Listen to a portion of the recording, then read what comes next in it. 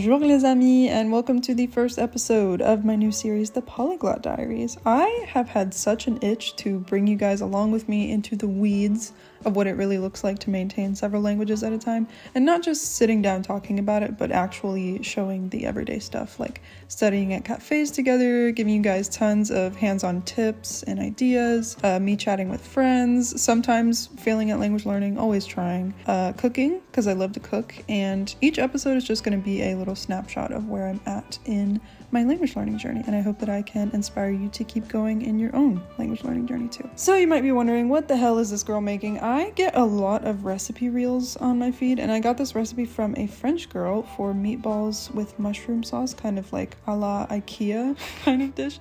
This is actually my second time making it because it's so good. I've been enormously craving mushrooms since it started to get a little colder. It just feels like such a cozy fall ingredient, and this is very, very mushroomy. So while I'm cooking this, let me update you on what languages I've been focusing on recently and like what I've been doing. So at the beginning of summer, I realized I wanted to just focus on French, German, and Turkish only. Like, I want to improve my speaking in all of them, because with French, like, yeah, I have a C1 certificate, but I feel like I still talk like a robot. In German, I just have trouble developing my ideas because I get tangled in the word order. And with Turkish, I'm still a beginner, and I just need to focus on building more complex sentences. So I've been doing 2 days per language every week. I've been doing 1 day of input and 1 day of output, and it's been pretty good. So yeah, I'm gonna eat this, go to bed, and I'll see you tomorrow. Bonne nuit, à demain. It is French day, so let's go to a cafe and eat a croissant. French people, was that good? I recently found this French vlogger named Elysse, I think that's how you pronounce it, and I just watch her stuff to listen to real French, with subtitles though, of course. Pretty good croissant. I would give it a 9 sur 10. But so today, off of my polyglot playbook, my activity guide, I just chose to do a word web, which someone in my Discord community recently said that they would love to see what this activity looks like for French, because I mentioned I was doing it, so here you go, Georgia. Donc je commence par choisir un sujet qui peut être n'importe quoi tant qu'il est adapté à votre niveau, mais moi j'ai choisi l'humour, et à partir de là je commence simplement à dessiner des flèches avec les premiers mots qui me viennent à l'esprit, par exemple des mots pour funny en français, ou le mot blague, joke, et puis je fais des phrases avec le mot blague, comme une blague intime, ou raconter une blague, quelque chose comme ça. C'est comme une révision, mais je me permets aussi de chercher des choses, donc je laisse de la place pour de nouveaux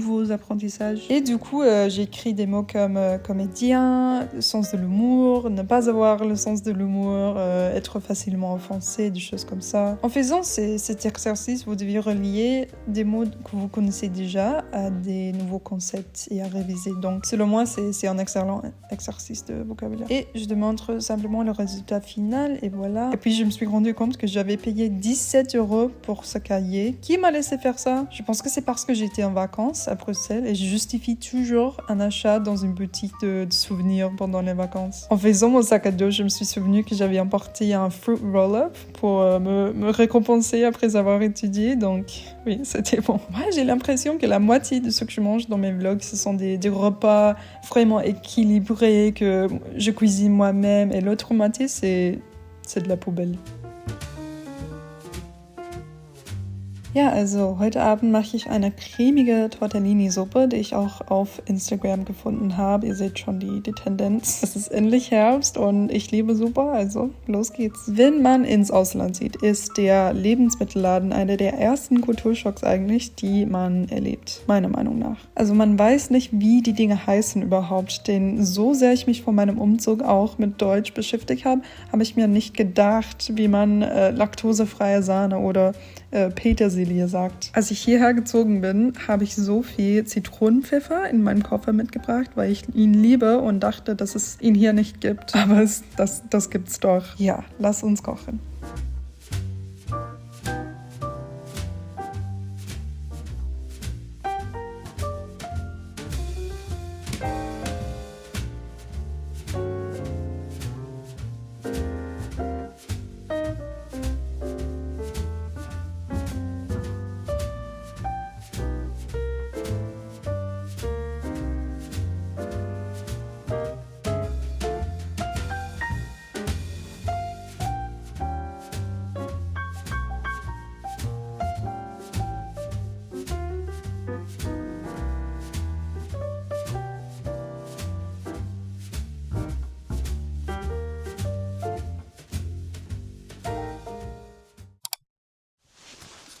Yes, it's me in this chair again. I have a Turkish class in less than half an hour. I'm not feeling as scared as I usually do. Weird. That's suspicious. Yes, it's 11:30 in the morning and I'm eating cheddar jalapeno Cheetos that my sister brought me from the US because they're going stale. So I have to have them for breakfast. Kidding, I already had breakfast. This is pre-lunch snack. So, I'm gonna show you guys kind of how I'm preparing for my Turkish classes before going into Turkish class, because generally with my languages that I'm like more of a beginner in, I don't speak very well if I don't warm up before the class. We're gonna talk about kişilik ve karakter özellik, personality and character traits. So I've already picked a topic. That's a super helpful thing. They're gonna stone me for this one, but I used ChatGPT to find like good words and vocab on the topic. Words for character traits like akıllı, sabırlı, başka, yaratıcı, and stuff like that. That's been very helpful, and I've kind of just been taking notes, doing some like practice sentences with them. Like, what are sentences that I would say on this topic? Ben çok yaratıcı olduğumu düşünüyorum. Bazen çok sabırsız olabilirim. Daha çok sabırlı olmaya çalışıyorum. Also preparing some questions to ask my tutor. Like, for example, arkadaşlarında en çok hangi özellikleri ararsın? Yeah, I kind of just prep some stuff that I can say, things that I predict I'll say in this class once we've chosen the topic. I'm so ready for this Turkish class, I swear to God. Cheeto time. Merhaba. Merhaba. Nasılsın? İyiyim, teşekkürler sen. Evet, iyiyim. Biraz da gerginim. Başlamak her zaman zor ama sonra alışıyorsun. Umarım. Olay yok. Bir planım yok. Evde oturup kitap okurum. Ne okuyorsun? Şu an Stephen King romanı okuyorum. Hangisi? Lizzie'nin hikayesi. Biliyor musun? Yok. Hiç Stephen King kitabı okumadım. Ama çok uzun olduğunu duydum kitapları. Bazıları aslında değil. Bazı kitaplar çok uzun. Evet, doğru. Evet, gerçek hikaye yani memoirs çok seviyorum. Otobiyografi gibi mi? Otobiyografi, evet. Genelde kurgu tercih ederim ya da felsefe. Kurgu okumaktan karakterle gerçek bir bağlantı yok benim için. Yani Ama ben de yaratıcı olduğumu düşünüyorum. nasıl yaratıcıyım? How are you creative? Ne şekilde? Bir kitap yazıyorum. Gerçekten mi? Aynen. Evet, internete koyuyorum. Sanırım 1 milyon okundu.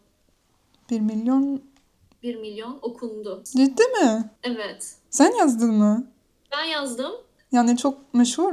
Çok meşhur değil. 1 milyon? A million times? Basılmadı. It has not been published. Aferin sana. Teşekkür ederim. Peki sen genelde sabırlı bir insan mısın? Yok. Ailemde en küçüğüm. Yani genelde ondan, çocukluğumdan olduğunu bir şey düşünüyorum. Çocukluğundan gelen bir şey. Something that comes from Gelen bir child. şey. Ama evet, sabırsızım. Sabırsızım. Bazen inatçı olabilirim ama evet, daha sabırlı olmaya çalışıyorum. Peki kaç kardeşsiniz? Kaç kardeşin var senin? 4 erkek yok erkek kardeşim. Yok. İstersen olur. So I have something to share with you guys. I think I might have mentioned it in passing in another video recently, but now I'm officially declaring it so that I don't back out. I am taking the German C1 TELC exam. Yay!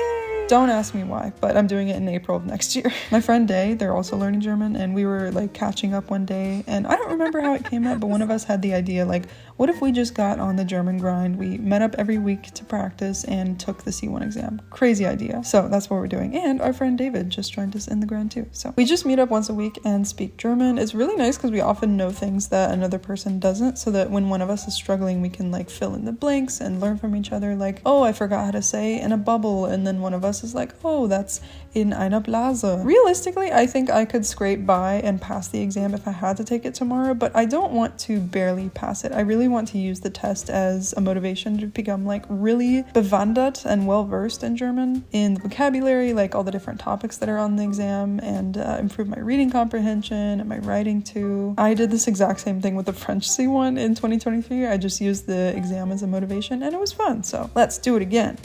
Ich habe das Gefühl, dass es ein ganzes Netzwerk ist. Also von Macht, von Gewalt, von Transfeindlichkeit oder Queerfeindlichkeit hat etwas zu tun mit Krieg und Sexismus oder Rassismus oder... Also etwas führt zu etwas anderem. Habe ich so einen Tee geholt von einem Kaffee. Der Typ, er wusste, dass ich Ami bin. Dann irgendwie hat der Gespräch so in diese Richtung, also Amerika, Waffen und so Ja, hast du eine Waffe? gegangen. Oder ja, was denkst du darüber? es ist wirklich so leicht, eine Waffe zu kriegen. Also in Amerika kann man einfach in Walmart gehen und eine Waffe kaufen. Leider. Es gibt diesen Anti-KI-Trend jetzt, wo so Leute sagen, das ist wirklich das Ende der Welt, wir werden keine Jobs mehr haben, es werden also Menschen ersetzen und Das ist sowas. schlecht für die Umwelt. Ja, das auch. Zum Beispiel als der, weiß nicht, wie man das sagt, als der Printing Press erfunden wurde, sagen alle, also Kinder und Jungen, also Arbeiten ist nicht mehr für sie wichtig, sie werden einfach die ganze Zeit lesen und ja, was wird aus die neue Generation aus? Und das war also neue Technologie für ihn, einfach also gedrückte Bücher und vielleicht wird, also in 50 Jahren oder so werden wir also darüber lachen, dass wir dachten, dass es das Ende der Welt sein wird, aber... Ja, wir sind halt in einer Übergangsphase vielleicht. Was ist eure Meinung? KI, gut oder schlecht? Schlecht. Also früher habe ich KI bzw. ChatGPT so oft benutzt. Ja, also neu war. für alles, weil es immer noch neu war, das in jedem Kontext benutzen. Also wie kann ich das mit KI, also dieses Prozess, dieses Dings besser führen, weißt du?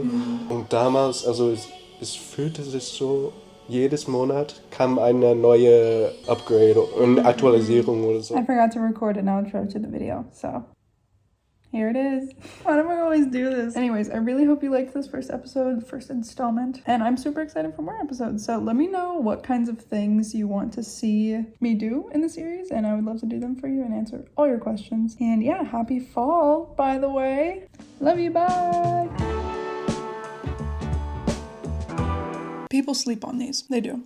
You do. Hot Cheetos, they get all the pomp and circumstance. No. These have had my heart since my teenage years.